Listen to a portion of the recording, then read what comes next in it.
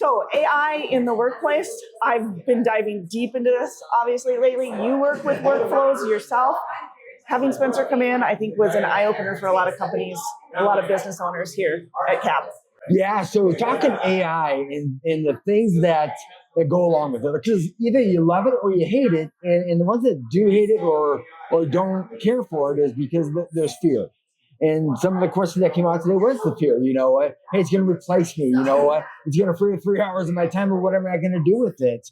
Well, as a sales rep or as a business, is like now you've freed up 3 hours to go do things that'll generate some money versus taking up time to do all these other things, steps that need to get done. So this is a way to bypass some of that stuff. So AI is here to stay. If you don't embrace it, you know what? You will get left behind. And it's not going to take long for people to get left behind in this fast-paced world.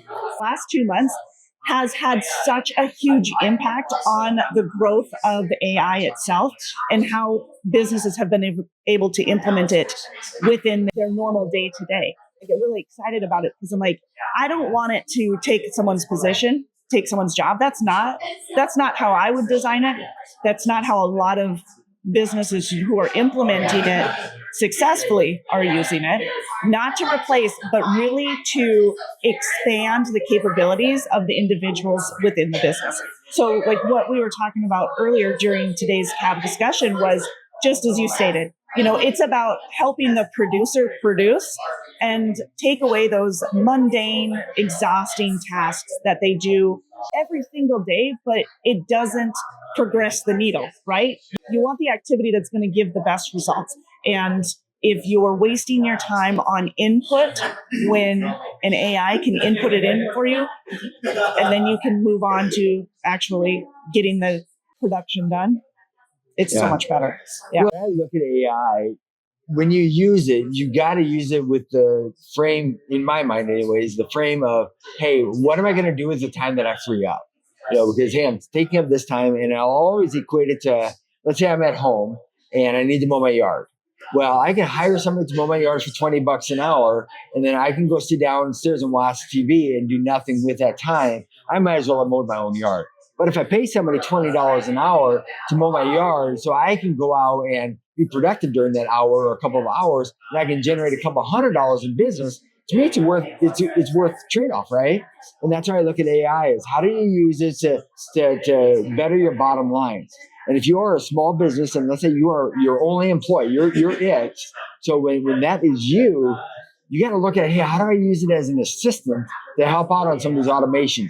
How can I use it to make me better, to make me take care of the things that I just don't have time for, but it needs to get done, and still verify, because AI makes mistakes, so you don't want to trust everything. But if you can eliminate 3 or 4 hours worth of work and then just kind of finesse it in the end, to me, that's worth it. If you're wondering what type of AI or workflow would work best within your business, reach out to Spencer and talk to him. Now, if you're looking for a marketing workflow for your business, then reach out to Jason and I, and we can help you integrate AI into your business that way. Yeah, no, AI is here to stay. So let's embrace it and use it for the right reason for your business, because any tool can be bad, just how you use it and stuff. So AI is going to be a force to be reckoned with. People are using it. So use it to make your business better and make you grow faster exponentially than if you didn't have the tool. Absolutely. Well said. All right. So now let's talk a little bit about We Are Local and what is happening. If you saw our We Are Local post, or I guess it was on your personal page that originally Jason had posted, we have a new behind the scenes. He's going to be more in front of everybody else representing We Are Local. So we'd like to introduce to you Ryan Mills.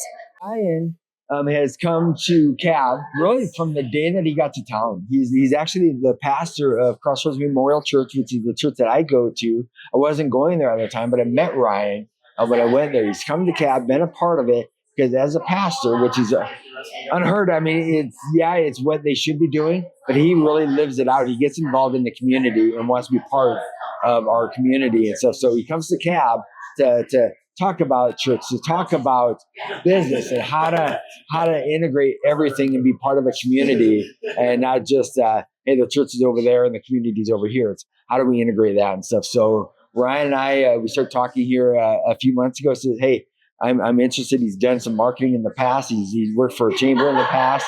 He's done a lot of those things. So it's just a natural fit to say, hey, would you be interested in doing some selling for us for the We Are Local? Because We Are Local is changing. We're growing. We're changing the makeup of what it looks like. And I can't do it on my own. Jesse can't do it on her own. So us together, we're thinking, okay, how can we do this and grow and help out somebody else in the community? Give them some extra money. And he's going to be the face of We Are Local out there. I'll still be visible out there. Jesse will still be behind the scenes, but we want to bring on some staff, some people that, hey, we believe in local, we believe in shopping local, buying local, all the things that are local. And Ryan is going to be the addition to that. Let me go grab him because he's yapping over here. This is Ryan Mills. As we just talked about, pastor at Crossroads Memorial Church, been involved in CAB, the coffee and business, really ingrained, is built into our community and wants church not to be separate from community, but to be part of it. Sure. So when we start talking about bringing on somebody for the We Are Local, it's just a good fit. So Ryan, share a little bit about your background and what you see happening with We Are Local, and you want to get to know people, get to know businesses and stuff. Yeah, I mean, so much of what I do as a pastor is based on relationships. And so this is an incredible opportunity for me just to be a continuing part of the community, get to meet a lot of awesome folks that are business leaders, business owners, and build those relationships. I'm looking forward to that. I know you've got plans on expanding and growing, so exciting time for me, an opportunity to come on board. But yeah, I love local businesses. I love the variety of business that it brings into the community. So I'm just excited. I'm looking forward to it. As we go through, some things that we've talked about and the public doesn't know about it, so I'm not going to bring it all up, but we are going to expand the We Are Local. We're going to talk about different ad sizes. We're going to talk about featured stories. There's going to be things in there that we haven't done before that we're going to integrate into the We Are Local platform.